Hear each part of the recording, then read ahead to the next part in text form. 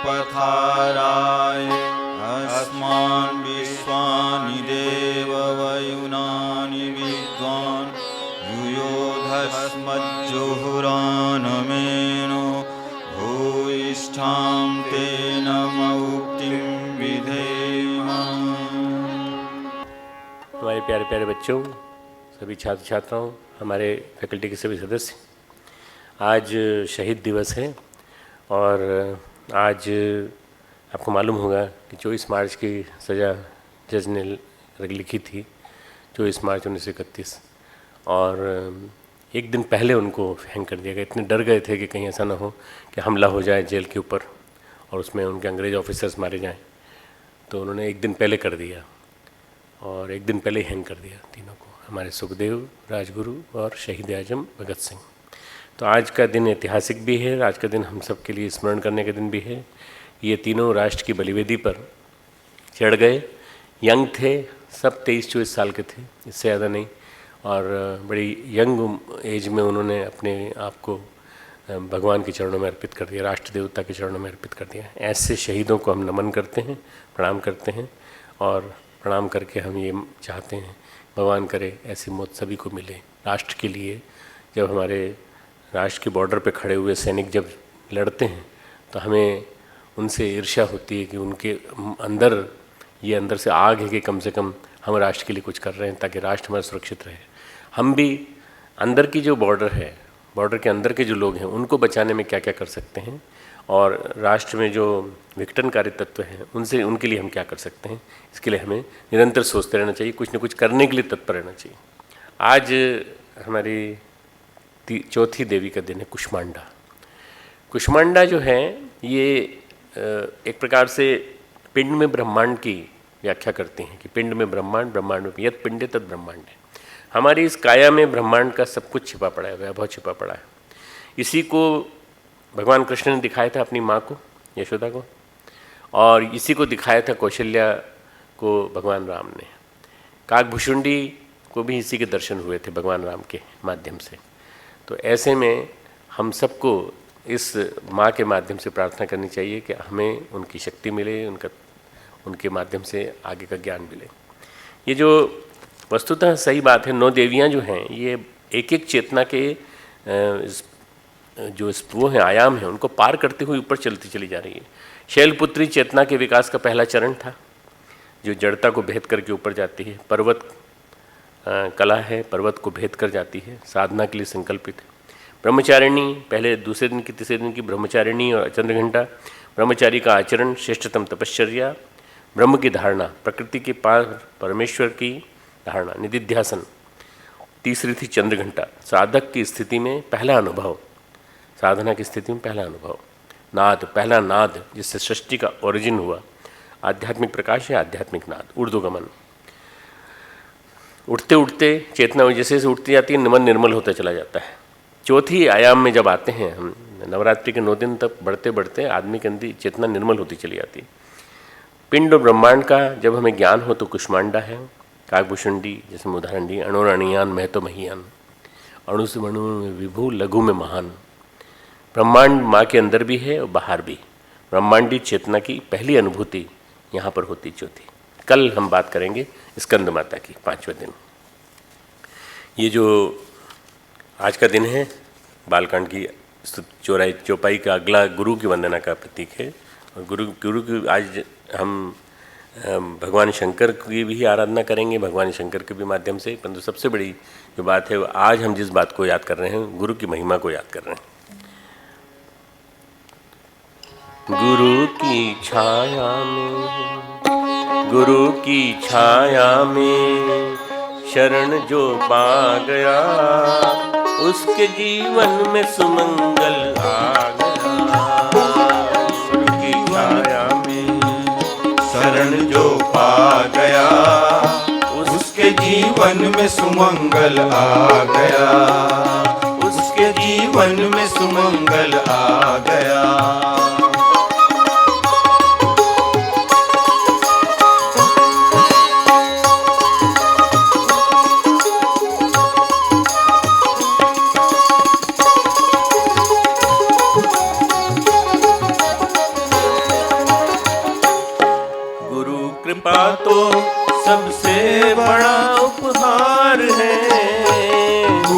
कृपा तो सबसे बड़ा उपहार है। गुरु है खेवनहार तो बेड़ा पार है। गुरु है खेवनहार तो बेड़ा पार है। गुरु है खेवनहार तो बेड़ा पार है। प्रेम का पावन,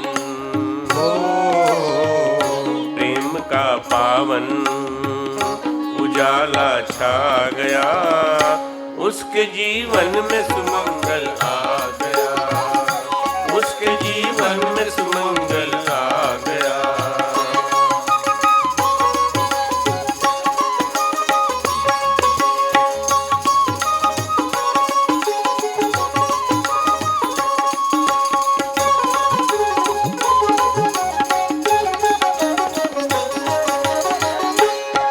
वो रचा है आती जाती श्वास में, वो रचा है आती जाती श्वास में।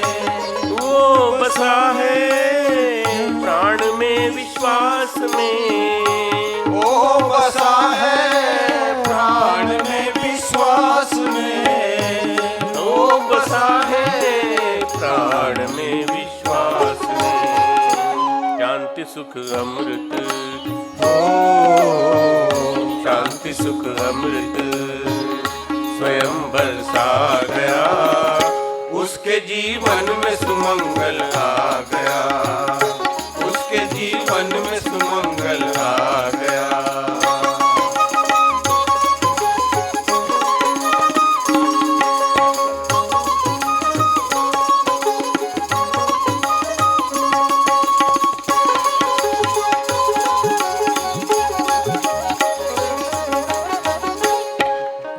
सनातन ब्रह्म का ही रूप है। गुरु सनातन ब्रह्म का ही रूप है। उसकी करुण कृपा अमित अनूप है।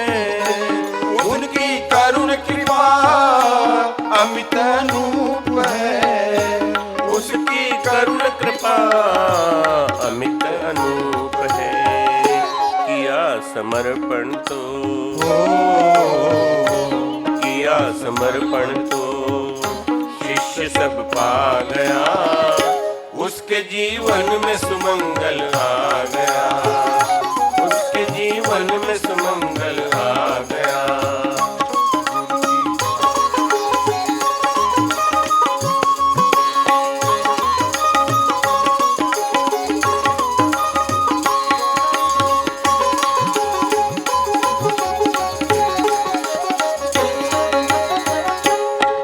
हमको क्या उनको हमारा ध्यान है। हमको क्या उनको हमारा ध्यान है। गुरु है अपने देवता श्री भगवान है। गुरु है अपने देवता श्री भगवान है। गुरु है अपने देवता श्री भगवान है। प्राण का पंछी, प्राण का पंछी बसेरा पा गया, उसके जीवन में सुमंगल आ गया, उसके जीवन में सुमंगल आ गया। गुरु की छाया में शरण जो पा गया, उसके जीवन में सुमंगल आ गया, उसके जीवन में सुमंगल आ गया, उसके जीवन में सुमंगल आ गया। आज हमारा कल के ही अध्याय को आगे बढ़ाने का प्रकरण है और बहुत ही सुंदर विवेचन है। इसको पढ़ने के पहले एक बार गायत्री मंत्र बोलेंगे हमारे साथ साथ सभी। ओम भूर्भुवः स्वः तत्सवितुर्वरेण्यं भर्गो देवस्य धीमहि धियो यो नः प्रचोदयात्। ओम गुरुर्ब्रह्मा गुरुर्विष्णु गुरुरेव महेश्वरः गुरुः साक्षात् परब्रह्म तस्मै श्री गुरुवे नमः। अखण्डमण्डलाकारं व्याप्तं येन चराचरं तत्पदं दर्शितं येन तस्मै श्री गुरुवे नमः। योगपूर्णं तपोनिष्ठं वेदमूर्तिं यशस्विनं गौरवर्णं गुरुश्रेष्ठं भगवत्याः सुशोभितं कारुण्यामृतसागरं शिष्यभक्तादिसेवितं श्रीरामं सद्गुरुं ध्यायेत् तमाचार्यवरं प्रभुं तमाचार्यवरम प्रभुं। परम पूज्य गुरुदेव और परमवंदनीय माता जी की सूक्ष्म उपस्थिति में हमारे मृत्युंजय सभागार में आज के दिन नवरात्रि का तीसरा दिन यहाँ बैठे हुए सभी प्यारे प्यारे बच्चों, छात्र छात्राओं, हमारे अध्यापक गण, अध्यापिका बहनें और हमारे बीच में बैठे शांति कुंज के और हमारे बाहर के क्षेत्रों से आए हुए कार्यकर्ता भाइयों बहनों, ये जो बालकांड में गुरु की महिमा है शुरू का 6-7 चौपाइयों में है। इसमें से हम दूसरे नंबर की चौपाई में आते हैं। दोहे के बाद पहली चौपाई कल ली, आज दूसरी चौपाई। सुकृति संभूतन विमल विभूति, सुकृति संभूतन विमल विभूति, इतनी सुंदर है। सुकृति यानी पुण्यवान पुरुष, शंभु यानी भगवान शिव। इनके तन पे जो विमल विभूति, उनकी जो राख, जो निर्मल राख है, निर्मल जो भस्म है वो जो लगी हुई है। मंजुल मंजल मंजुल मंगल मोद प्रसूति, वह बड़ी सुंदर है।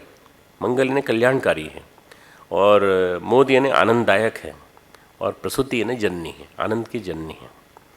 जनमन मंजू मुकुरमल हरणी, जन भक्त के मन रूपी दर्पण, जन मनी बहुत सुंदर काव्य का प्रतीक है। मुकुरमल हरणी, मन मुकुर, मन मुकुर यानी मन मुकुर, मन दर्पण, मुकुर यानी दर्पण होता है। तो मन दर्पण, मन रूपी दर्पण पे जो मेल छा जाता है, भक्त के मन रूपी दर्पण के मेल को दूर करने वाली और भगवान के गुणों को तिलक के माध्यम से हमारे अंदर प्रवाहित करके हमें श्रेष्ठ बनाने वाली इस गुरु की चरणों में हम नमन करते हैं। जिन गुरु के शरीर पे जो भस्म है उसको हम लगाते हैं। पहले गुरु चरणों की बात की, अब इसके ऊपर आए सुकृति शंभु तन विमल विभूति। गुरु के चरणों की धूल कुछ ऐसी है जैसे कमल का पराग। कमल के पराग की कल व्याख्या की थी। इसी रज के बारे में लिखते हैं, शिवजी के शरीर पर लगाई जाने वाली विभूति। शिवजी रहते हैं कैलाश में, मानसरोवर में, और शिवजी जहाँ रहते हैं वहाँ टेम्परेचर -20 -25 है, पर कोई गर्म कपड़े नहीं पहनते, कोई जर्सी नहीं पहनते, कुछ नहीं पहनते, केवल भस्म लगा लेते हैं बस। वो इन सब चीज़ों से परे हैं, इन सब चीज़ों से परे हैं। श्मशान की भस्म लगाई जाती है उनको। महाकाल का मंदिर है उज्जैन में, वहाँ रोज़ सवेरे 2:30 बजे से सुबह 4 बजे तक एक आरती होती है, भस्म आरती बोलते हैं उसको। उसमें श्मशान की आरती भस्म लाई जाती है और वो वहाँ पर उनको लगाई जाती है, शिवलिंग पे लगाई जाती है। पहले नहला देते हैं, अच्छी तरह से अभिषेक कर देते हैं, उसके बाद भस्म लगाते हैं। वो रहती है थोड़ी देर, उसके बाद फिर दूसरी आरती चालू हो जाती है, तो उसमें फिर नया अभिषेक होता है उनका। भगवान जो हैं वो शमशान की भस्म क्यों लगाते हैं? वो वैराग्य का संदेश देते हैं, वैराग्य का संदेश देते हैं। पहले कमल का पराग माना, सुरुचि सुवास सरस अनुरागा ये माना। अब कहते हैं कि शिव के शरीर में लगने वाली विभूति को आप अपने माथे पे लगाइए तिलक की तरह से। शिव के शरीर में लगने वाली विभूति को आप सुंदर, अनुराग वाली, और ये मान करके मन का मेल जो है, मन रूपी दर्पण पर जो मेल छा जाता है उसको साफ करिए। ये मन पे लगा हुआ मेल ही है जो हमें गलत दिखाता है कुछ और दिखाता कुछ और है। और इस मेल के कारण ही इसी को चित्त का वो कहा गया है, चित्त का प्रदूषण, मन का प्रदूषण।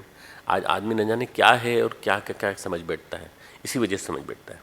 तो ये वैराग्य की प्रतीक है। वैराग्य से आएगा एक ऐसा आपको संदेश आएगा कि वैराग्य के माध्यम से आप उस चीज़ को द्वेष के माध्यम रूप में नहीं लेंगे, सामने वाली चीज़ को राग के रूप में नहीं लेंगे, आप उसको अपने लिए नहीं लेंगे। आप क्या लेंगे कि ये सामान्य क्रम जो जीवन में चल रहा है उसमें मुझे विराग का जीवन जीते हुए जीना है। 3 चीज़ें होती हैं, राग, विराग राग, विराग और वैराग्य।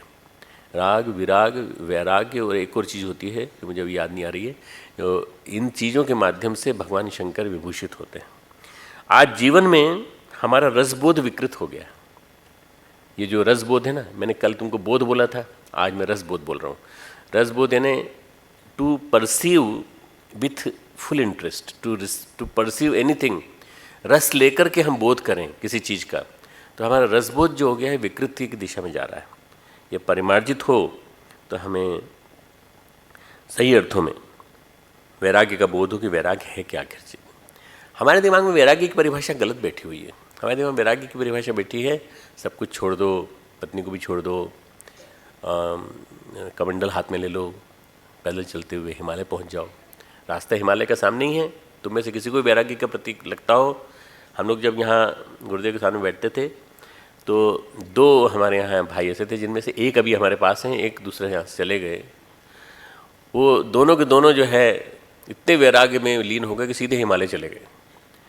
बद्रीनाथ गए, गंगोत्री गए। गंगोत्री जाने के बाद जब उन्होंने वहाँ की ठंड देखी और जब वहाँ के पंडों की आपस में लड़ाई देखी और जब देखा कि उनको रहने की जगह तो बाद में मिलेगी, पहले उनको वहाँ नाली साफ़ करनी पड़ेगी, पहले ये साफ़ करना पड़ेगा, आश्रमों में ये करना पड़ेगा, नहीं हम तो माला करने आए थे, जब करने आए, जब अब कुछ नहीं कर सकते यहाँ। सबसे पहले ये तय करो कि तुम किस पक्ष में हो, हमारे पक्ष में किस में। आपस में लड़ाई लड़ने होने लगी उनके। वो दोनों वापस आ गए। बोले गुरुजी वहाँ तो जाके देखा यहाँ से भी ज़्यादा वहाँ गड़बड़ी है। तो वैराग्य इसको नहीं कहते हिमालय चले जाने को। हिमालय की गुफाओं में जाओगे तो वहाँ तुम, यहाँ कुछ भी नहीं है, वहाँ तो छिपकलियाँ मिलेंगी तुमको, गिरगिट मिलेंगे, न जाने क्या क्या मिलेगा। तुम वहाँ जाके क्या करोगे? वैराग्य का मतलब होता है अपने मन को वैरागी बना लेना। मन वैरागी, अपने मन को किसी के प्रति न ईर्ष्यावश देखना किसी को, न किसी के प्रति को राग रखना। राग और द्वेष ये द्वंद्व हैं, इस दुनिया के दो द्वंद्व हैं, दो ऐसे सिरे हैं जिन दो में हम फंस जाते हैं। तो भगवान कहते हैं सुख दुख, सुख और दुख दो जो हैं, इन दुखों से अलग हो जाओ। पर इसके अलावा एक चीज़ से और अलग हो जाओ, राग द्वेष से भी अलग हो जाओ। और इन दोनों चीज़ों से, सुख दुख, इसको ऐसे मान लो जैसे शीत उष्ण की तरह से। ठंडक आती है, अभी आई थी, बड़ी लंबी खींची 4-5 महीने। हमको कभी द्वेष हुआ उससे, ठंडक से? क्यों नहीं जा रही है, क्यों नहीं जा रही है? नहीं, आई थी, आ गई, फसल भी खराब कर गई, पानी भी गिर गया, सब कुछ हो गया। फिर से मौसम गड़बड़ाएगा तो फिर से ठंडक आ जाएगी, फिर हमारे कपड़े हम निकालेंगे अलमारी से, फिर पहन लेंगे। मतलब हमें कोई दिक्कत नहीं है, हमें बिल्कुल वैरागी के भाव से हम देखते हैं ठंडक और गर्मी को। इस तरह से ठंडक और गर्मी की तरह से सुख दुखों को देखना चाहिए। सुख आते हैं चले जाते हैं, दुख आते हैं चले जाते हैं। अभी सबसे बड़ी जो अगर किसी के लिए प्रार्थना की जा सकती है तो ये, तुम्हारे पास दुख आया है, ये चला जाएगा, चिंता मत करो। और किसी के लिए और अगर बद्दुआ देनी हो तो क्या बोलना चाहिए? सुख आया है ना, ये भी चला जाएगा। तो भाई टिकने वाला कुछ नहीं है, टिकने वाला कुछ नहीं है। ये आते रहते हैं जाते रहते हैं, आते रहते हैं जाते रहते हैं। आपके कर्मों पे निर्भर करता है, पूरा लॉ ऑफ कर्मास पे डिपेंड करता है। तो ये जो भगवान कहते हैं कि आज रसबोध विकृत हो गया है और उसमें आदमी जो है ईर्ष्या और राग से ग्रसित हो गया है। राग इज टू मच अटैचमेंट, द्वेष is too much detachment. Too much attachment, बहुत ज़्यादा किसी को अब चाहना, किसी के प्रति अपने मोह रखना, उसके प्रति अपने को जोड़ लेना। एक दुर्गा सप्तशती में प्रकरण आता है मधुकेटभ। मधुकेटभ कहते हैं कि भगवान विष्णु की कान में से मेल से 2 राक्षस निकले, मधुकेटभ, और उन्होंने युद्ध किया विष्णु से कि हम युद्ध करेंगे। मधु क्या है? मधु यानी मिठास और केटभ यानी कड़वापन। मधु यानी मिठास, केटभ यानी कड़वापन। मिठास क्या है? राग। कड़वापन क्या है? द्वेष। ये किसी के प्रति शत्रुता रखना। या अभी इस बार की जो पत्रिका आएगी अखंड ज्योति, उसमें इसकी पूरी व्याख्या है। मधुकेटभ हमारे ही आसपास बैठे हुए राग और द्वेष रूपी दुश्मन हैं। विष्णु प्रतीक बन गए उसके। विष्णु हमारे अंदर बैठे हुए हैं, हम अपने अंदर विष्णु को पाले बैठे हैं। हमारे अंदर का भगवान विष्णु है और उसको ये राग द्वेष सताते रहते हैं। राग द्वेष जब हमको सताते हैं, हम ये मान करके चलें कि इनसे हमें परे चलना है, इनसे हमें परे चलना है। जो रसबोध हो गया है उसमें क्या हो गया है? विकृत हो गया। तो उसमें क्या हो गया है? चुगली निंदा में आनंद आने लगा है हमें। 1 घंटे की क्या बात करते हो, 4-4, 5-5 घंटे बैठ करके हम चुगली कर सकते हैं, हम किसी की निंदा कर सकते हैं। अरे तुम सुनो, एक किस्सा सुना, उसको मैं सुनाता हूँ, दूसरा किस्सा दूसरा सुना देगा, 5-6 लोग और आके बैठ जाएंगे। अपने यहाँ चौपाल परंपरा है और चौपाल जो है वो पान की दुकान के आसपास ही होता है कहीं ना कहीं। तो बस वहाँ निंदा चलती रहती है, निंदा चलती रहती है। राजनीति के ऊपर बड़े से बड़े लोगों के परामर्श विमर्श अगर सुनना हो तो जाओ छोटे छोटे शहरों में और तुम पान की दुकान पर खड़े होकर सुन लो, आखिर जनता का मत क्या है। वोट क्या देगी तो बात की बात है, पहले देखो जनता का मत क्या है। हमारे यहाँ जनता बहुत पढ़ी लिखी है, बहुत एक गया बीता गांव का किसान भी, जिसको आप समझते हो कि अक्षर ज्ञान नहीं, वो भी इतना बिल्कुल इतनी बड़ी व्याख्या करेगा, इतनी बढ़िया व्याख्या करेगा राजनीति की, देख के लगता है कि भारत जितना जागृत देश कोई नहीं है। कौन कहता है कि निरक्षर है, बहुत जागृत है। चुगली करने में, निंदा करने में हमें सबसे पहले मजा आता। वही शासन करने वाले लोग थे जो पहले थे, अब वो शासन करने के बजाय अब अपोजिशन में बैठे हैं, अब वो निंदा कर रहे हैं मोदी जी की, प्रधानमंत्री की निंदा कर रहे हैं, बुरी तरह से निंदा कर रहे हैं। अरे सारा कारपोरेट को दे देगा और ये कर देगा वो कर देगा, कारपोरेट की वजह से तो आया है ये। तो भैया कारपोरेट की वजह से तो आया, कारपोरेट तो आपके साथ भी थे, जितने कारपोरेट मोदी जी के साथ हैं वो उनके साथ भी थे। भाई वो कारपोरेट बड़े वाले कारपोरेट हैं तो क्या ये छोटे कारपोरेट को नहीं महत्ता दोगे? हम भी एक कारपोरेट हैं, हम भी एक कारपोरेट हैं, ऐसे ढेर सारे कारपोरेट हैं। जनता के बलबूते कोई आया है पर निंदा कर रहे हैं, निंदा कर रहे हैं। आप किनकी निंदा कर रहे हैं? शासन में बैठे हुए लोगों की। ये क्रम चलता रहता है, आने जाना चलता रहता है। वो इधर आएंगे तो इनकी निंदा करेंगे, वो आएंगे तो ये इनकी निंदा करेंगे। अपोजिशन हमेशा एक ही काम करेगा कि जो पावर में है उनकी निंदा करेगा, फिर ये चले जाएंगे उधर तो ये इनकी निंदा करेंगे। घंटों बीत जाते हैं, पता भी नहीं चलता। हम टीवी देखते हैं, घंटों देख लेते हैं, पता भी नहीं चल पाता हमको। ऐसे व्यक्तियों का यदि कभी सत्संग की क्लास करनी हो इनकी तो इनको मन नहीं लगता। इनका मन लगता है सस्ती हल्की फुल्की बातों में, सस्ती हल्की फुल्की बातों में, किताबों में। वो एक साहब सिंह बुक सेलर है, तो नाम सुना है तुमने? साहब सिंह बुक सेलर नाम सुना है तुमने? जितनी सस्ती किताबें हैं, जितनी गंदी गंदी किताबें हैं, जितनी हल्के मनोरंजन किताबें हैं। हमारे यहाँ कुछ छत्तीसगढ़ के बच्चे आए, 80 के आसपास की बात है, तो जब उन लड़कों ने साक्षरता सीखी, पढ़ना लिखना सीखा, तो लिखना सीखने के बाद सबसे पहला काम क्या किया कि चिट्ठी लिखी साहब सिंह बुक सेलर को कि किताबें भेजिए आपके, हमारे यहाँ इनकी ज़रूरत है। तो शांति कुंज के डाक खाने में तो आता था सब कुछ, आया तो सब छट के मेरे पास आया। तो मैंने देखा, मैंने कहा ये किताबें कितने मंगाई भाई? नाम लिखा हुआ था उसका, सो एंड सो विभाग। ये उनको बुला के पूछा, भाई आप जानते हो इसमें क्या है? इसमें कितनी गंदी गंदी बातें लिखी हैं, आप क्यों पढ़ते हो? कैसी गंदी गंदी तस्वीरें, क्यों पढ़ते हो इन चीज़ों को? साक्षर तो बना दिया पर यह अकल नहीं दी कि क्या बोध होना चाहिए। ये अकल देना जरूरी है। साक्षर तो बना दो, पर उसके बाद ये बताओ कि इसके बाद गुरुदेव की किताब पढ़नी चाहिए, अखंड ज्योति पढ़नी चाहिए, अच्छा श्रेष्ठ साहित्य पढ़ना चाहिए। रसबोध हमारा विकृत हो गया है। उटपटांग से दृश्य में हमारा मन लगता है, चाहे वो स्मार्टफोन में हो या कंप्यूटर में हो। रसबोध विकृत होने से अच्छा साहित्य भी हमको रुचि करने लगता है।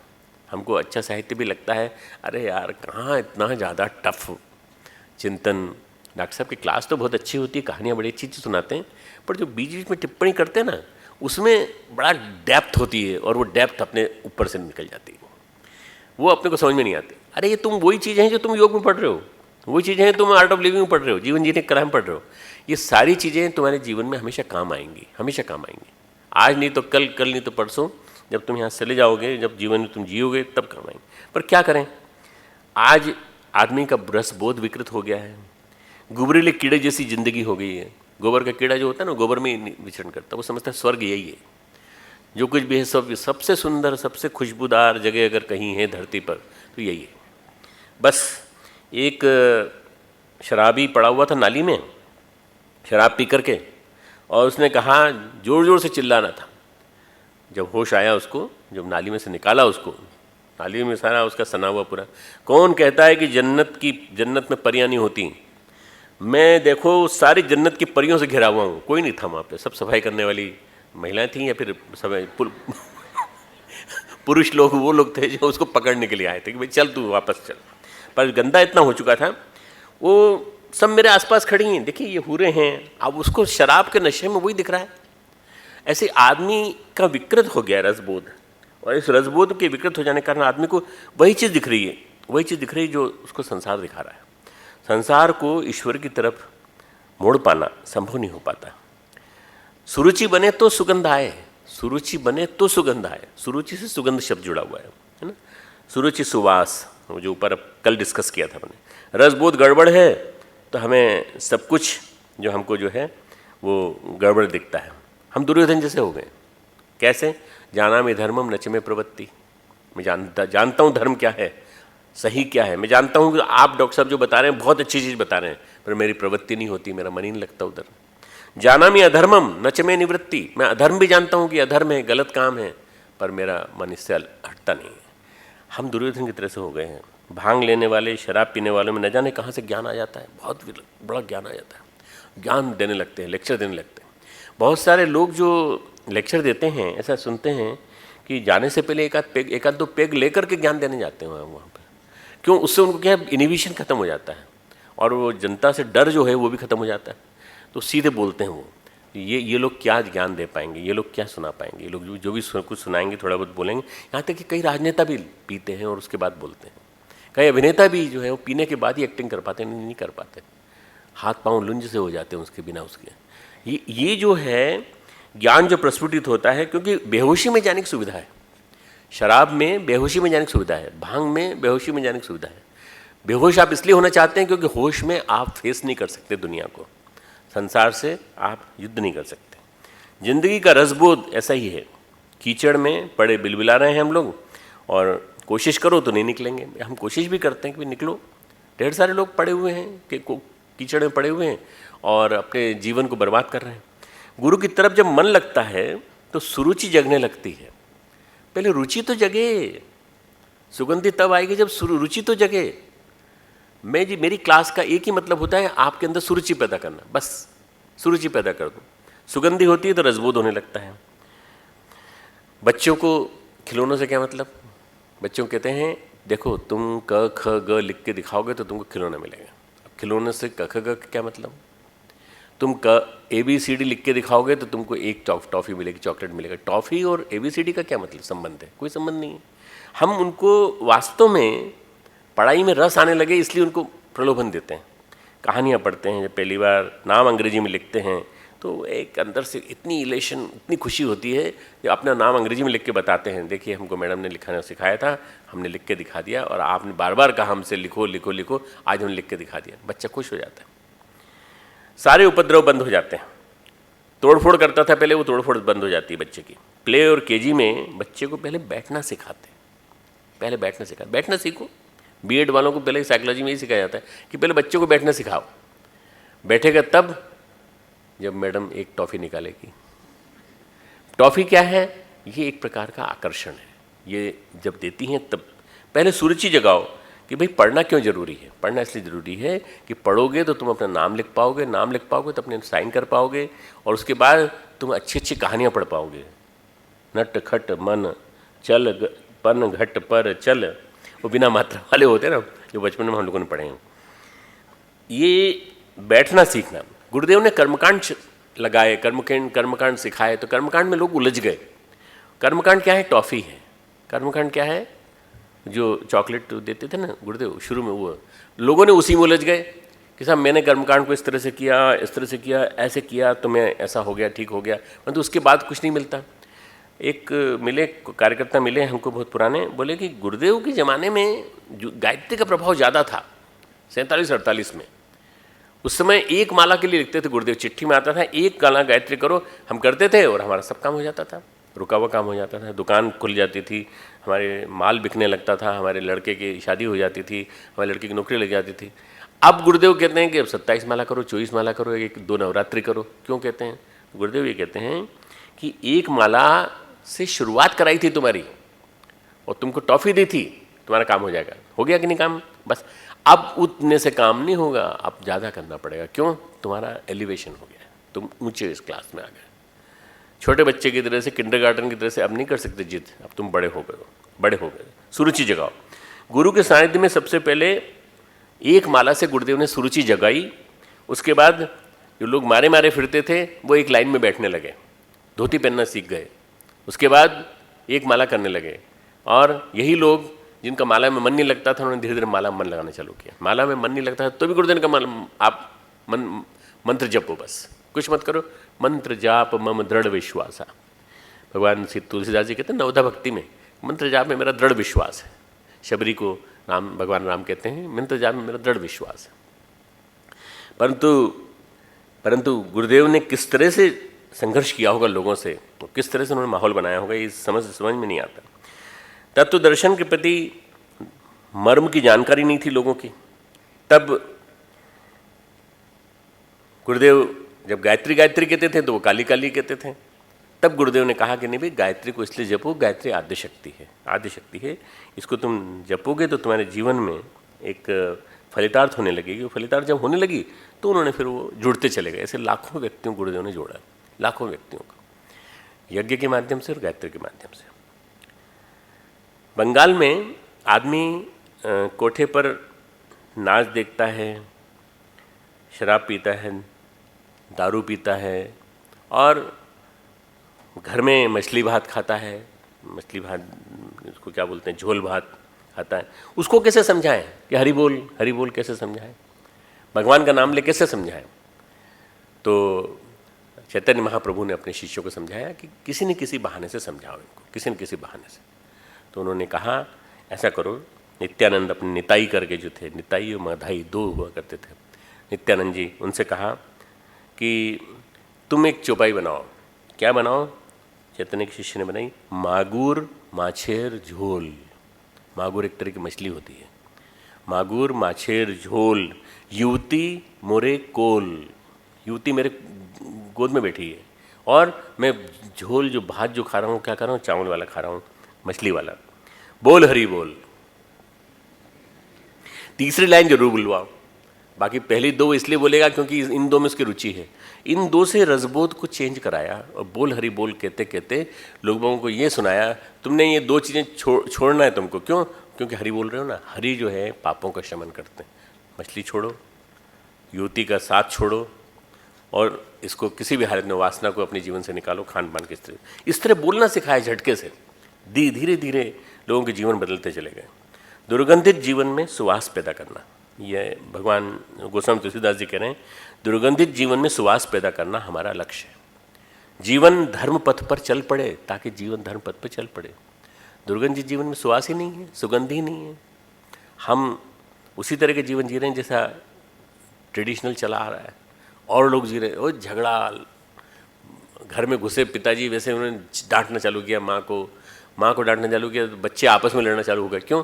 जो आप दोनों कर रहे हैं ना वो हम लोग भी कर रहे हैं, उसमें क्या दिक्कत है? माँ बाप जो कर रहे हैं वही बच्चे कर रहे हैं। घर में जो परंपरा थी, परम पूज्य गुरुदेव ने सदगृहस्थों की परंपरा स्थापित की और घरों में शांति स्थापित करवाई। कलह का जीवन था उसको हटवाया। क्यों? रसबोध पैदा कर दिया। बाल संस्कार शाला का, पारिवारिक गोष्ठी का, पारिवारिक पंचशीलों का। पहले रसबोध तो हो, वो सही हो, उसके बाद जीवन में अध्यात्म आता है। रसबोध सही हो तो जीवन में अध्यात्म आता है, नहीं तो जीवन में अध्यात्म नहीं आएगा। नहीं साहब हम तो एक बार उनसे गुरु दीक्षा लेके आ गए हैं, अब जीवन में अध्यात्म आ जाएगा, नहीं आएगा। पहले बोध के साथ रस, उसमें आनंद आने लगे, जप में आनंद आने लगे, ध्यान में आनंद आने लगे। भले 5 मिनट करो, 5 मिनट आनंद के साथ करो ना। रज में खूब खूबियाँ हैं। देखो, जानिए धर्म के सार को। सार क्या है? परमेश्वर है। कर्मकांड गुरुदेव की पहली कक्षा थी। जीवन के सिद्धांतों का बोध अब होना चाहिए। गुरुदेव ने कहा जीवन के सिद्धांतों का बोध होना चाहिए। तो चरण रज जो थी वो संसार रस जो थी उससे दूर हटाती थी, सुकृत देने वाली थी, परंतु वैराग्य देने वाली है। ये अगली क्लास है, उसकी अगली क्लास है, वैराग्य देने वाली। पुण्य को तन में लगाने वाला, पुण्य भस्म को तन में लगाने वाला आदमी जो है रज को, राख को लगाता है, वो रज को लगाता है। जिस रज को भगवान शिव अपने शरीर पर ओढ़ते हैं, उस रज को। राख मतलब रज, वही रज जो जीजी और मैं आप बैठते हैं मिलने के लिए देते हैं तो आपको विभूति देते हैं ना, विभूति, वो क्या है? यज्ञ की भस्म है। यज्ञ की भस्म है, एक प्रकार से भस्म मान लो। तो वही भस्म आप माथे पे लगा लेते हो जब आपको तकलीफ होती है और सिरदर्द दूर चला जाता है। हमको नींद नहीं आती, कभी बहुत ज़्यादा टेंशन हो जाता है, स्ट्रेस सुबह से लेकर शाम तक हम भी माथे पे लगा लेते हैं, हमको नींद आ जाती है। सबके लिए है वो यज्ञ की भस्म जो है, न जाने कितने साधकों द्वारा किए गए यज्ञ की भस्म है, जिसको कि फिल्टर करके बाकायदा छलनी से छान करके हमारे यहाँ मंगल गीत गाती हुई बहनें, जो हमारी नारी जागरण वाली विभाग की हैं, करीब 150-200 बहनें, और बाहर की शिविरार्थी जो बहनें आती हैं, वो सब मिल करके उसको पैकिंग करती हैं कागज़ की पैकेट में। कई बार लोग कहते हैं, मुझसे कहते हैं, भाई साहब दूसरे आश्रमों में जाते हैं तो खाने वाला प्रसाद मिलता है, आपके यहाँ ये मिलता है, जब खोल के देखते हैं तो बच्चे बड़े निराश हो जाते हैं। मैंने कहा हम बच्चों के लिए नहीं देते हैं, हम तो बड़ों के लिए देते हैं। आपको मिलता है तो आप भी ये मत माना करो कि इसमें मीठी चीज़ होगी खाने की। ये तो जीवन में कोई वैराग्य की ओर ले जाने वाली है, ये शांति कुंज आने का आमंत्रण है, इसको माथे पे लगाओ, खाने की चीज़ नहीं है ये। खाना भी हो तो थोड़ी सी चुटकी भर जीभ पर डाल लो। बच्चा समझता है कि कोई आकर्षक चीज़ है, इसमें इसके अंदर शायद क्या बोलते हैं उसको, दाने को, चिरौंजी दाना, वो होगा, ये होगा, पर नहीं, उनको जब खोलने के बाद बड़ी निराशा होती, पटक देते हैं एक तरफ। इसलिए बच्चों को नहीं देते हम, बच्चों को जानबूझ कर नहीं देते। बच्चे उसको फेंक देंगे उठा करके, पिताजी के सामने फेंक देंगे, पिताजी उसका सम्मान नहीं करेंगे, भस्म नीचे पैरों में आएगी। भस्म यानी शिव जी के शरीर से लगी हुई चिता की भस्म, उसकी एक ये अनुकृति है, उसकी अनुकृति। ओढ़रदानी के पास सब कुछ है, सब कुछ है, शिव जी के पास सब कुछ है, सारा वैभव, दुनिया का सारा वैभव है, पर अपने लिए नहीं, अपने लिए नहीं रखा उन्होंने, अपने पास नहीं रखा। जो मांगता है उसको दे देते हैं। अब शिव जी से आप मांगो, शिव जी आप हमें बढ़िया क्वालिटी का स्मार्टफोन दिलवा दीजिए, शिव जी के पास तो है ही नहीं। शिव जी तो डायरेक्ट तृतीय नेत्र से देखते हैं और पता लगा देते हैं कि क्या चाहिए, किसको है। तो भगवान शिव के पास एसी नहीं है, भगवान शिव के पास कैलाश मानसरोवर है। तुमने अगर मांगा गलती से कि एसी हमें भगवान शिव आप दे दीजिए, तो आपको कैलाश में बिठा देंगे, हिमालय में बिठा देंगे, तो ठंड लगते वहीं मर जाओगे तुम पूरी तरह से। इसलिए शिव जी से वही चीज़ मांगो जो तुमको मांगना है। क्या मांगे? वैराग्य मांगे। वैराग्य के प्रति हमारे मन में आकर्षण आए। वैराग्य किन चीज़ों से? संसार से वैराग्य, संसार से वैराग्य। मैं तुमको वैराग्य नहीं बना रहा हूँ, मैं तुमको भगाने के लिए मजबूर नहीं कर रहा हूँ, सब कुछ छोड़ के चले जाओ यहाँ से, जो भी कपड़े पहनते वही मत पहनो। नहीं, ऐसा नहीं है, ऐसा कुछ भी नहीं है। सब कपड़े पहनो, दुनिया भर के जितने भी शौक तुम पूरा करना चाहते हो, जवानी के दिन है, पूरा करो, खाओ पियो, मस्त रहो, कहीं कोई दिक्कत नहीं है, पर इसमें लिप्त मत हो, चिपको मत इसके साथ। अगर ये नहीं मिली तो हम जीवन में हमारा आना बेकार। अगर आज शाम को हमने चीला नहीं खाया सामने वाली दुकान से, चाउमीन नहीं खाया, तो हमारी ज़िंदगी बेकार हमारी। ये मत सोचो कभी। अगर आज नहीं मिला तो कोई बात नहीं, आज हम आलू खा के रह जाएंगे, भुने हुए आलू खा के रह जाएंगे। 9 दिन नवरात्रि के रहते हैं कि नहीं, तो हम क्यों नहीं रह सकते? ये इस तरह से वैराग्य को जीवन में धीरे धीरे करके उतारना चाहिए। नवरात्रि इसीलिए आती है। ऑर्डर देने के बाद सब कुछ है, जो मांगता है उसको दे देते हैं। क्या देते हैं? मंजुल मंगल मोद प्रसूति, सुंदर कल्याणकारी आनंद की जननी है भगवान शंकर की भस्म। वैराग्य निर्मल आनंद देने वाला है। अभी जो मिलता है वो खो जाता है। अभी आपके पास जो है ना नश्वर, वो है, क्षणभंगुर है। अभी जो आनंद है क्षणभंगुर है, पर जो उसके बाद मिलेगा, भगवान शंकर की भस्म लगाने के बाद जो मिलेगा, या भगवान गुरु के चरणों में रज जो है उसको पाने के बाद जो मिलेगा, वो नश्वर होगा, वो कभी नष्ट नहीं होगा। टीवी, भोजन, नवरात्रि में जब क्या होता है कि टीवी के सामने बैठते हैं घर वाले लोग और भोजन वगैरह जब करते हैं, फलाहार करते हैं, तो फलाहार के, और पेपर भी पढ़ते हैं, कई बार सुबह के समय पेपर पढ़ रहे हैं, शाम के समय टीवी देख रहे हैं। पेपर पढ़ते हैं तो पेपर में विज्ञापन तरह तरह के, पेपर में भी अब विज्ञापन कई तरह के आ रहे हैं फलाहार के। ये थाली, विशेष थाली, स्पेशल ऑफर नवरात्रि का, इसमें ये कुट्टू की पकौड़ी और कुट्टू के, मतलब जो दुनिया भर की बीमारियां लाने का आमंत्रण अगर किसी को देना हो तो फलाहार की थाली पढ़ लो तुम लोग, पूरी की पूरी।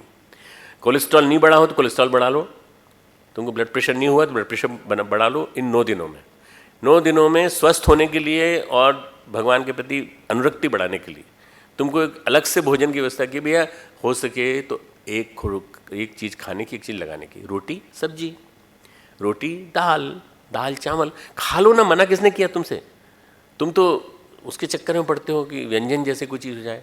तो कई घरों में तो मित्रों इतने बढ़िया बढ़िया व्यंजन बनते हैं, बहुत ज़्यादा व्यंजन बनते हैं, प्लानिंग बनती है, रेसिपी बनती है, रेसिपी की प्लानिंग होती है। मिसेस शर्मा मिसेस वर्मा को फ़ोन करके बताती हैं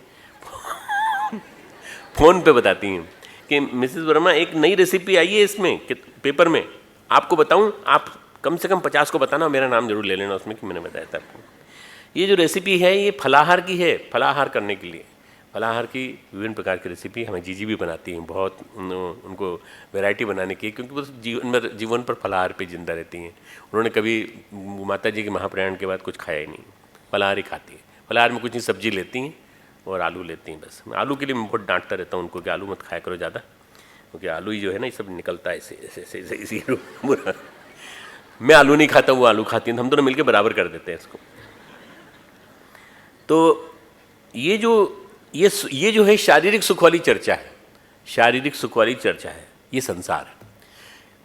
फलाहार की थाली में, रसाहार की थाली में ये विकृत रस है, और ये जो है ये संसार है, इसमें संसार है।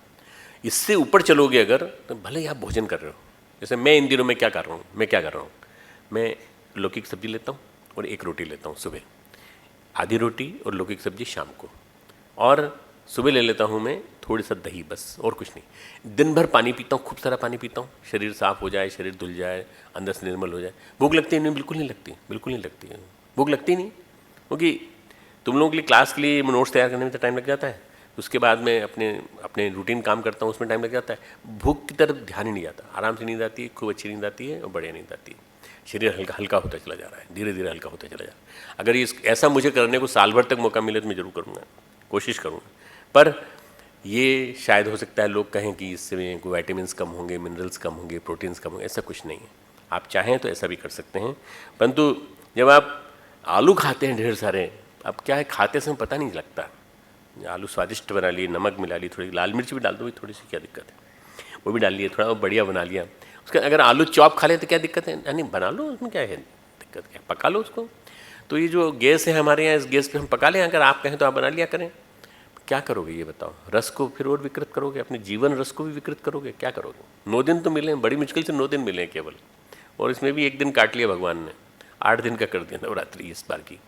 तो इसलिए इसको बराबर इस तरह से करो कि कभी भी गुरु अगर हमसे पूछे कि तुमने वैराग्य की दिशा में चलने में क्या किया तुमने, तो हम बता सकें। धर्म की ओर चलें तो वैराग्य की बात बताई, और सबसे पहले भगवान ने कहा दुख निवारण, मंगल करने वाला वही गुरु हमें दुख देने लगता है। देखो, गुरु दुख दे करके बताता है कि तुम्हारे लिए मंगलकारी क्या है, दुख दे करके। इसीलिए वो एक सिख धर्म में शीश दिए जो गुरु मिले तो भी सस्ता जान, शीश देने पर भी गुरु मिल जाए तो सस्ते में मानना। दुख इसलिए कि संसार से छुड़ाना चाहता है, कष्ट देता है भगवान। कष्ट इसलिए देता है कि कष्ट देने से तुमको शायद वैराग्य, तुमको तपश्चर्या का एक अभ्यास हो जाए। गुरु कष्ट झेले बिना नहीं मिलता, गुरु कष्ट झेलने के बाद ही मिलता है। गीता में एक युक्ति है, समत्वम योग उच्यते। समत्वम का मतलब क्या होता है, न राग न द्वेष, इक्विलिब्रियम, इक्विलिब्रियम, न राग न द्वेष, बस समत्व आ गया था। अब उन पर जो चढ़ा वैराग्य का रंग, ये शंकर जी के देह पर लिपटी हुई भस्म थी, ये चढ़ गई। नीति श्रृंगार शतक लिखने वाले वैराग्य शतक लिखने लगे। शंकर जी अन्नपूर्णा के साथ कैलाश पर रहते हैं, क्या है वो जो नहीं पा सकते, सब कुछ है उनके पास, पर उनके मन में कुछ आकांक्षा नहीं है। ऐसी ही कुछ आकांक्षा इनके मन में पैदा हुई। वैराग्य के बिना उपराम नहीं होता मन, उपराम यानी ऊंचा उठना, उपरति। वैराग्य के बिना ऊपर नहीं उठता मन। पूजा पाठ अच्छी चीज़ है, पर जब तक आपके मन में वैराग्य की भावना नहीं आएगी, जब तक आपके मन में मनोकामना बनी रहेगी। एक मैंने बात सिखाई थी जब मैंने स्थित चैप्टर पढ़ाया था, प्रजहाति यदा कामान सर्वान पार्थ मनोगतः आत्मनेव आत्मनः तुष्टः स्थित प्रज्ञ तदोच्यते। इसकी कामनाएं अपने आप झड़ती चली जाएं, इच्छा पूरी करने के लिए भगवान बैठा है ना। जब इच्छा होगी तो भगवान पूरी कर देंगे, पर इच्छा रखो मत ना।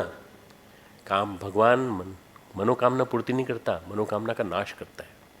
जब भगवान प्रसन्न होता है तो मनोकामना का नाश करता है, मनोकामना का नाश करके आपको अच्छे से आप्तकाम बना देता है पूरी तरह से। बस यही चीज़ें हैं कि भगवान शिव ने अपने जीवन में कुछ मांगा नहीं, अपेक्षा नहीं रखी। कोई बिलपत्र चढ़ा देता है, कोई दूसरा चढ़ा देता है, कोई राजोपचार पूजा करता है, कोई महोपचार पूजा करता है, बड़ी बड़ी पूजा, काजू चढ़ा रहे हैं, सेब चढ़ा रहे हैं, दुनिया भर की और चीज़ें चढ़ा रहे हैं, पैसे चढ़ा रहे हैं, लाखों रुपए चढ़ते हैं शिव जी की, पर ये भगवान के पास नहीं जाते, पुजारी के पास जाते हैं।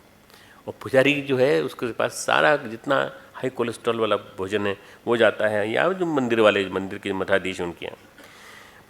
भगवान तो अकेले एक फूल या एक पत्ती या कांटे वाला फल, वो वाला फल, या उसी से प्रसन्न हो जाते हैं केवल। भगवान शिव सबसे ज़्यादा, इसी उनको ओघड़दानी कहते हैं।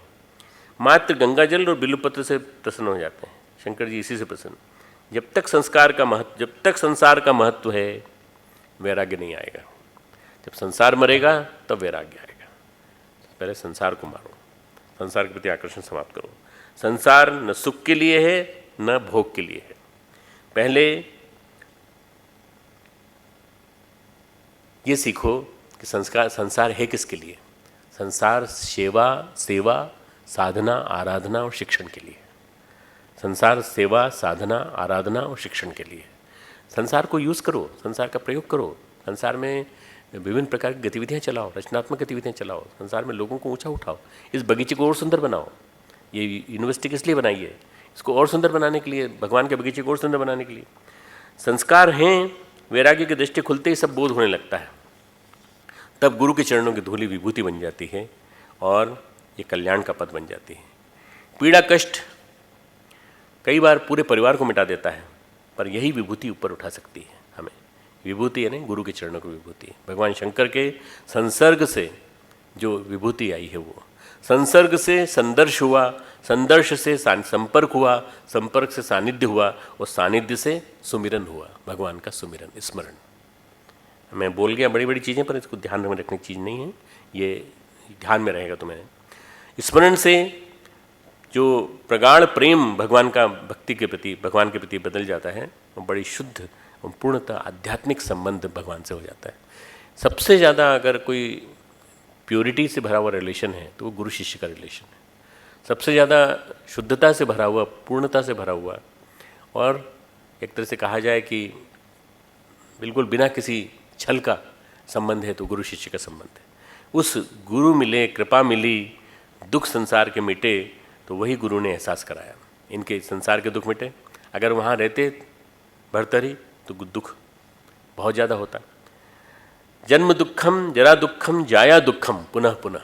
जन्म दुखम जरा दुखम, बुढ़ापा दुख देता है, चलते नहीं बनता। बड़े बाबा जी मैं आपको आगे तक पहुँचा दूँ? हाँ पहुँचा दे बेटा। नहीं पहुँचाएगा तो यहीं खड़े रहेंगे, यहीं बैठे रहेंगे। जन्म दुखम जरा दुखम जाया दुखम, फिर मरोगे तो फिर जन्म लोगे, फिर वो भी दुख। तो ये पुनरपि जन्मम पुनरपि मरणम के बजाय आप जो है दुख से मुक्ति का उपाय सोचिए। दुखम, बुद्ध ने कहा सब्बई दुखम, सब दुख ही दुख है। करुणा वहीं से प्रकट हुई उनकी। उनका दुख निवारण का उपाय सोचा जाए। उनका धर्मम शरणम गच्छामि, संगम शरणम गच्छामि, बुद्धम शरणम गच्छामि। बुद्धि की, विवेक की शरण में जाओ, तब जाके इसका उपाय होगा। ये पहली बार नहीं है, कई बार दुख मिला होगा आपको, कई बार जन्म हुए होंगे, आपको मालूम ही नहीं है। आपने न जाने कितने जन्मों की आहुति देकर के यहाँ आए हो। ये सिनेमा इतना लंबा है, जब तक चलेगा तब तक संसार से छुटकारा नहीं मिलेगा। जन्मांतरों तक चलता रहेगा जब तक संसार से छुटकारा न मिले। बुद्ध भर्तरी को यह एहसास हुआ, और जब गुरु मिले तब गुरु ने दुख को प्रकट कर दिया। जो अपने चित्त को शमशान बना लेता है, जो अपने चित्त को, बहुत महत्वपूर्ण वाक्य बोल रहा हूँ, जो अपने चित्त को शमशान बना लेता है, उसके कर्म संस्कारों की राख बन जाते हैं। उसके कर्म बनते हैं संस्कारों की राख। जो अपने चित्त को शमशान बना लेता है, चित्त को शमशान बना लेना मतलब क्या? यहाँ पर कर्मों को जलाते चले जाओ, कर्मों को जलाते चले जाओ। अपने कोई बुरे कर्म होने ही मत दो। अगर बुरे कर्म हुए हों तो उनका प्रायश्चित कर लो और उनके साथ निकालते चले जाओ संस्कारों की राख। राख क्यों मैंने शब्द बार बार बोला राख, रज क्यों नहीं बोला? राख से एक ज़माने में लोग बर्तन धोते थे, तुमको मालूम है? आज भी धोते हैं। आज वो सॉल्यूशंस आ गए, वो बहुत सारे वो आ गए, और वो विज्ञापन आने लगे कि देखो कितना सफ़ेद, कितना क्लीन, बिल्कुल कोई भी जरा से भी इसमें वो नहीं। जब मैं यहाँ आया शांतिकुंज में और गुरुदेव ने ऊपर बुला लिया मुझे 1982-83 में, तो मैं जब सोता था तो तब तक तो मुझे एहसास नहीं था, क्योंकि मैं उसके पहले नीचे रहता था, सबसे पहले ग्राउंड फ्लोर पे। अब मैं ऊपर वाली मंजिल पे बुला लिया गुरुदेव ने, तीसरी मंजिल पे, जहाँ गुरुदेव का कक्ष था पीछे। अब मैं सोता, दिन में खाना खा के आता, थोड़ी देर 1 घंटे के लिए आराम करता था, तो महिलाएं जो हैं पूरी तरह से युद्ध करने लगती थी। किससे? बर्तनों से। बर्तनों में लग जाती थी लकड़ी जलती थी उस ज़माने में, गैस तो बाद में आई। लकड़ी जलती थी तो काले हो जाते थे। तो या तो वो जो युद्ध करती थी वो कहती थी या तो आज तू नहीं है हम नहीं, बर्तन से कहती थी। मूंज की रस्सी लेकर गए, पूरी तरह से साफ कर, जोर से आवाज़, इतनी भयंकर आवाज़। गुरुदेव ने कहा बेटा तुमको नींद नहीं आएगी। मैंने कहा गुरुदेव 15 दिन के अंदर मैं अभ्यस्त हो जाऊंगा, 15 दिन के अंदर मुझे वही नींद वही जो ध्वनि जो है वो नादियोग लगने लगी, मैं सोने लगा, उसी ध्वनि में सोने लगा। जिस दिन वो साफ नहीं करते थे उस दिन मुझे नींद नहीं आती थी क्योंकि मैं अभ्यस्त हो गया था उसका। ये जो माता जी का चौका है, ये इसकी जो उदाहरण मैंने दिया है इसलिए दिया है कि मन के मेल को दर्पण को धोने वाली राख है ये। गुरु की विभूति मन के मेल को, मन के दर्पण को धोने वाली महौषधि है, महाऔषधि है। मन के दर्पण पे जब मेल जम जाता है तो साफ नहीं होता। वो साफ नहीं करोगे तो दिखाई नहीं देगा, कुछ चेहरा नहीं दिखाई देगा, हम अपना चेहरा नहीं देख पाते उसमें। राग से मन में वैराग्य होगा। चित्त का मेल रगड़ रगड़ कर साफ किया जाता है, चित्त का मेल रगड़ रगड़ कर साफ किया जाता है। जैसे वो महिला है हमारी छत्तीसगढ़ की, वो रगड़ रगड़ के साफ करती थी, वैसे तुमको भी रगड़ रगड़ के साफ करना पड़ेगा। और दूसरी बात इसमें दी है, तिलक करने से ये राग चित्त में बैठते ही गुण ही गुण प्रकट कर देती है।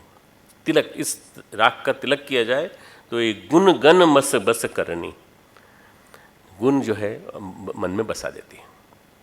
ये एक फिल्म आई थी, तुम लोगों ने सुनी कि नहीं, देखी कि नहीं मालूम नहीं, उसमें गीत था, तोरा मन दर्पण कहलाए, है ना? तुम में से कोई गा सकता है उसको? किसी लड़की को आता है गाना? हाँ हाँ सुनाओ बेटा, वहीं से सुनाओ। ये मुझे लगता है अंशु ही है ना? वही है? हाँ बोलो बेटा, दो लाइन बोल दो बस केवल।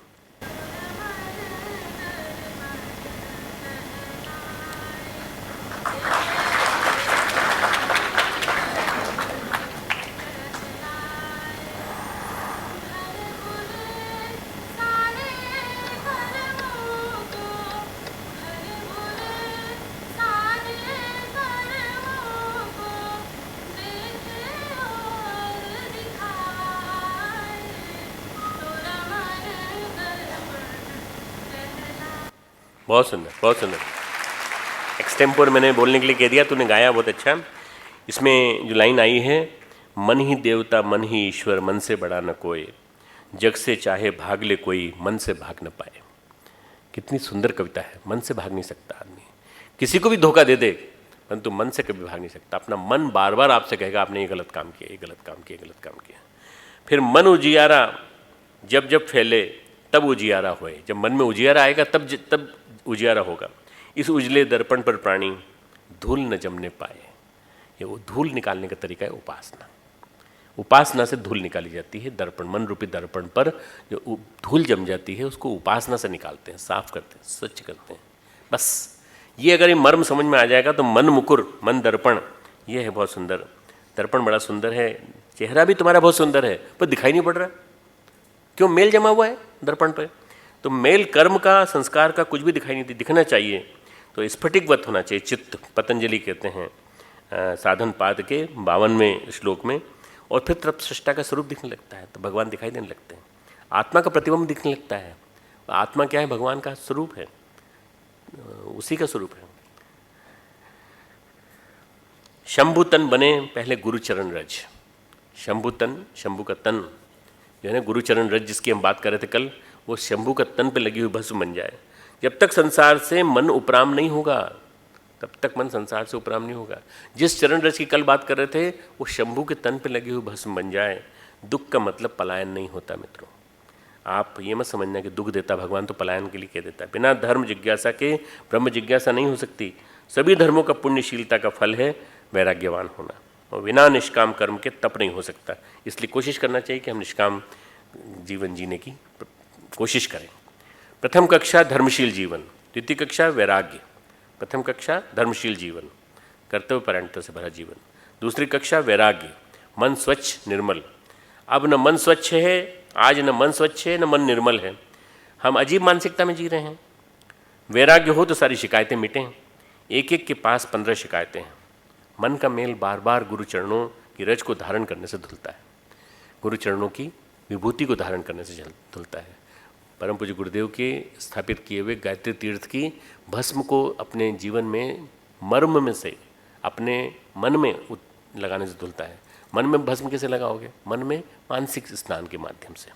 तिलक माथे पर क्यों? विचार माथे में जाना चाहिए। कुविचारों से हमारी जो गड़बड़ चालू हुई थी, वो गुणों का समूह जब अंदर आ जाएगा तो आप उत्कृष्ट बन जाएंगे, आप श्रेष्ठ बन जाएंगे। यदि आप गुरु चेतना के, गुरु के गुणों को चिंतन में, भाव में धारण करेंगे तो आप देखते जाएंगे अद्भुत गुणों का समुच्चय आपके अंदर आता चला जा रहा है। और आप पारस की तरह से, पारस परसी गुधा तो सुहाई, पारस जब स्पर्श करता है तो सोने जैसे बनाता है। आप सोने जैसे बन जाएंगे। जैसे तिलक करेंगे उस भस्म से, तो आप तिलक करते ही वैसे होते चले जाएंगे। गुरु का सानिध्य थोड़ा मिले भले, पर निरंतर अनवरत मन में गुरु बने रहें। निरंतर अनवरत, कंटिन्यूटी, रेगुलरिटी, निरंतर अनवरत मन में गुरु बने रहें, इसी का नाम उपासना है।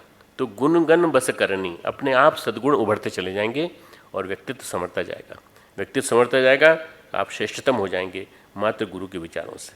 ये आज की व्याख्या समाप्त। रामचरितमानस की आरती करेंगे। ओम यम ब्रह्म वेदांत विदो वदन्ति परमं प्रधानं पुरुषं तथान्ये विश्वोत्कटे कारणमीश्वरं वा तस्मै नमो विघ्नविनाशनाय।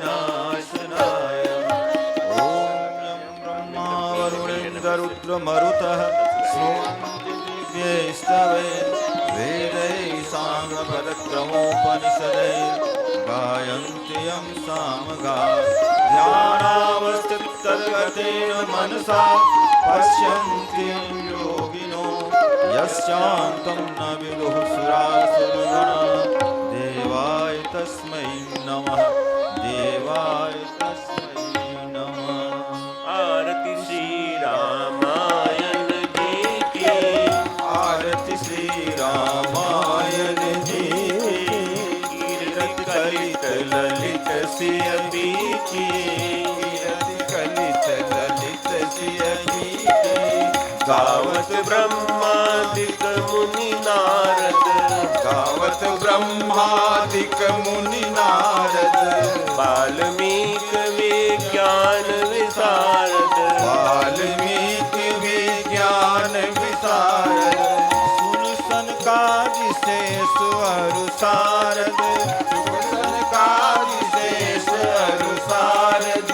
बलि पवन सुत कीरति नीके, आज पवन सुत कीरति नीके।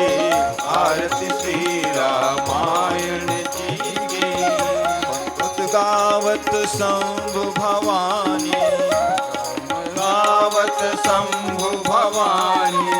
अरुघट संभव मुनि विज्ञानी, अरुघट संभव मुनि विज्ञानी। व्यास आदि कवि भुगव बखानी, व्यास आदि कवि वर्ज बखानी। काग भुसुंड गरुड़ के हिय की, काग भुसुंड गरुड़ के हिय की। आरती श्री रामायण जी की, आरती श्री रामायण जी की। चारों वेद पुराण अष्टदश, चारों वेद पुराण अष्टदश। छो शास्त्र सब ग्रंथन को रस, छो शास्त्र सब ग्रंथन को रस। तन मन धन संतन को सर्वस, मुनि जन धन संतन को सर्वस। सार अंश सम्मत सब ही की, सार अंश सम्मत सब ही की। आरती श्री रामायण जी की, आरती श्री रामायण जी की। कलिमल हरणी विषय रस फीकी, कलिमल हरणी विषय रस फीकी। सुभग सिंगार मुक्ति युवती की, सुभग सिंगार मुक्ति युवती की। हर निरोग भव मूर्यमी की, चलन रोग भव मूर्यमी की। तात मात सब विधि तुलसी की, तात मात सब विधि तुलसी की। आरती श्री रामायण जी की, आरती श्री रामायण जी की। आरती श्री रामायण जी की, आरती श्री रामायण जी की। हाथों पर कर लें आरती का प्रसाद लेने के लिए। ओम भूर्भुवः स्वः तत्सवितुर्वरेण्यं भर्गो देवस्य धीमहि धियो यो नः प्रचोदयात्। दोनों हाथों को रगड़ें, लगाएं उसको माथे पे।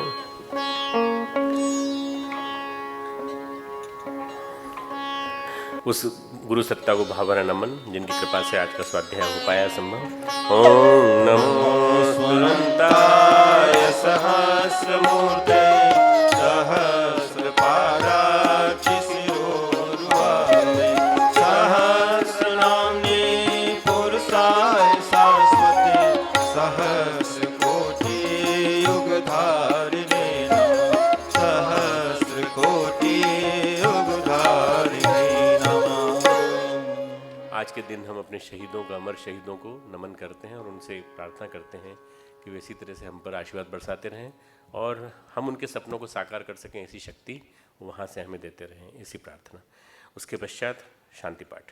ओम द्यौ शांति अंतरिक्षगुं शान्तिः पृथिवी शान्तिरापः शान्तिरोषधयः शान्तिः वनस्पतयः शान्तिर्विश्वे देवाः शान्ति ब्रह्म शान्ति सर्वगुं शान्ति शान्तिरेव शान्ति सामा शान्तिरेधि। ओम शान्तिः शान्तिः शान्तिः सर्वारिष्ट सुशान्तिर्भवतु।